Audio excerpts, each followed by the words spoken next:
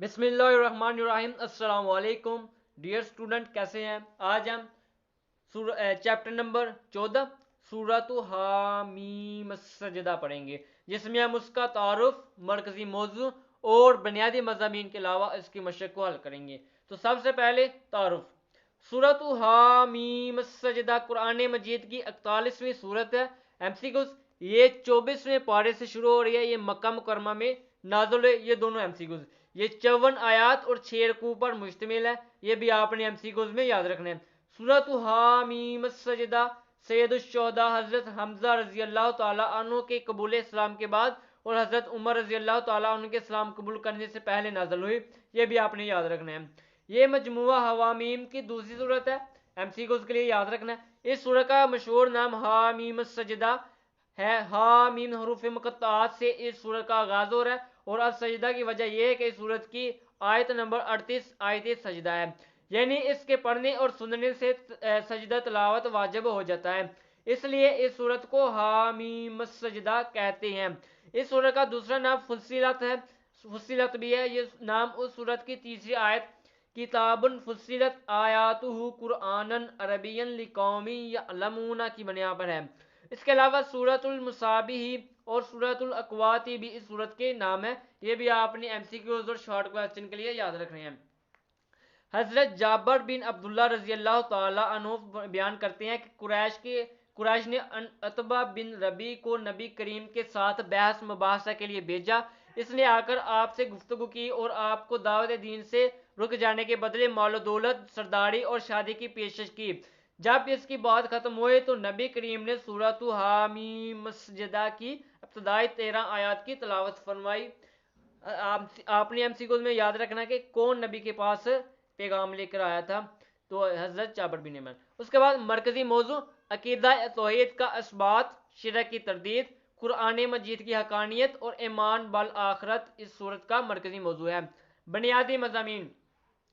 सूरत हामीम सजदा की इब्तदा में ये वाज़ेह बयान फरमाया गया है कि कुरान मजीद बेहद मेहरबान और नहायत रहम वाले की तरफ से उतारी गई किताब है।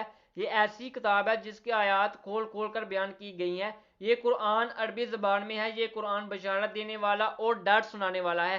कुरान मजीद की ये सफ़ात बयान करने के बाद मुशरिकीन मक्का का तर्ज अमल बयान किया गया है कि ये कुरान मजीद पर ईमान लाने के बजाय इससे एराज़ बढ़ते हैं।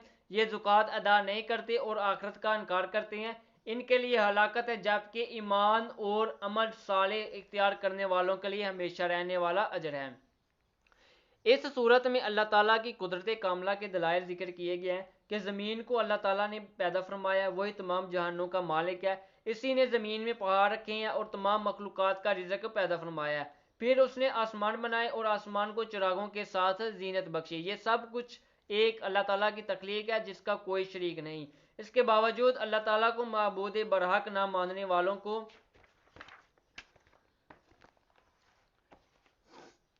कौम आद और समूद की तरह कड़क के अजाब से डराया गया है। कौम आद को अल्लाह ताला ने जिस्मानी कुव्वत और दुनियावी तरक्की के असबाब अता फरमाए थे। हज़रत हूद अलैहिस्सलाम ने अपनी कौम को अल्लाह ताला के अजाब से डराया तो उन्होंने ईमान लाने के बजाय तकब्बुर की रवश इख्तियार की और कहने लगे कि हमसे ज़्यादा ताकतवर कौन है। अल्लाह ताला ने इन पर आंधी का अजाब नाज़िल किया। ऐसी तूफान खेज आंधी आई जो मुसलसल 7 रातें और 8 दिन चलती रही, जिसने कौम आद को हलाक कर डाला। इसी तरह कौम समूद ने भी हदायत के मुकाबले में गुमराही को अख्तियार किया तो अल्लाह ताला ने इन पर भी अजाब नाज़िल किया और इन लोगों को बचा लिया जो ईमान लाने वाले और तकवा अख्तियार करने वाले थे। इस सूरत में मुशरिकीन को मुतनब्बे किया गया है कि क़यामत के दिन उनके कान, उनकी आंखें और उनकी खाल उनके खिलाफ गवाही देंगी। उन्हें मालूम हो जाएगा कि हमारी बर्बादी का सबब ये गुमान था कि अल्लाह ताला हमारे बहुत से अमाल से बेखबर हैं। उन्हें इस गलत गुमान ने हलाक कर दिया।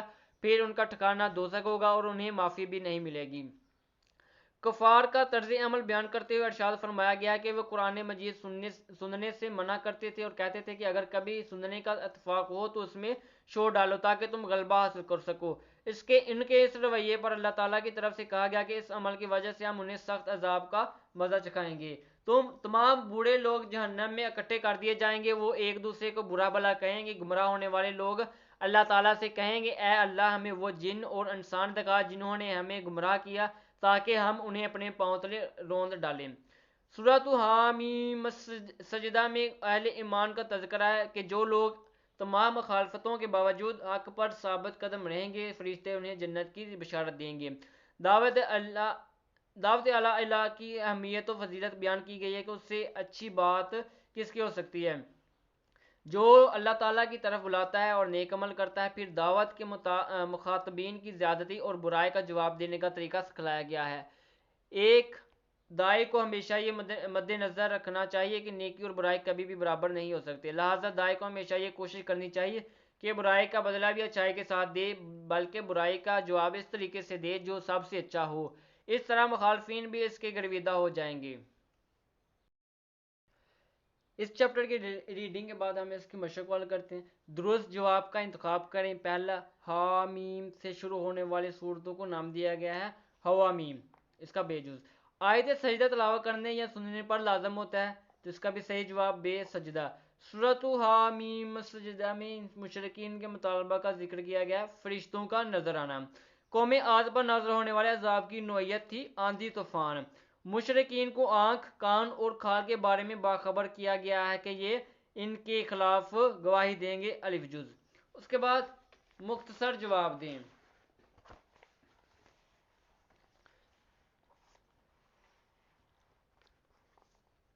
پہلا، سورۃ حامیم سجدہ میں قرآن مجید کی کیا صفات بیان کی گئی ہیں؟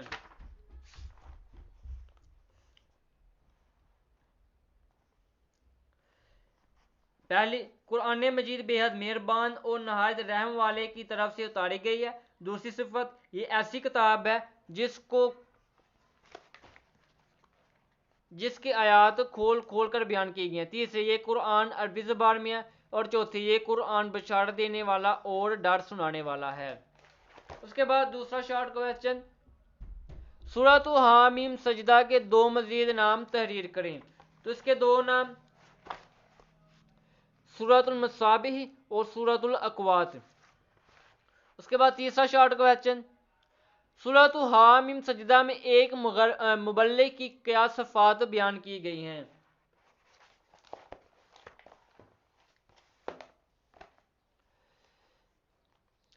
اس کی صفات، اللہ تعالیٰ کی طرف بلائے۔ اس کے بعد دوسری، اعمال صالح کرے، فرما بردار ہو، برائی کا بدلہ اچھائی سے دے، لوگوں کی دشمنی اور باتوں پر صبر کرے، اگر کبھی شیطان کی طرف سے وسوسہ آئے تو اللہ تعالیٰ کی پناہ طلب کرے۔ اس کے بعد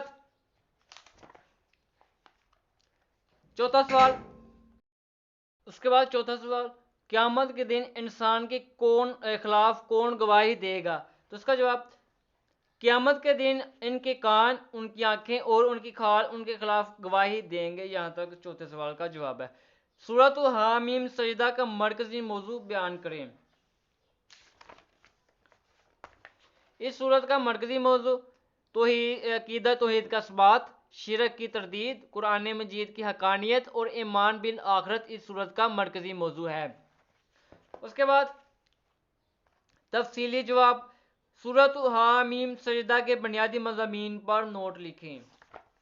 تو اس میں پورے بنیادی مضامین آ جائے گا۔ بنیادی مضامین، سورۃ حامیم سجدہ کی ابتدا میں یہ واضح فرمایا گیا ہے، یہاں سے لے کر لاسٹ تک، اس طرح مخالفین بھی اس کے گرویدہ ہو جائیں گے۔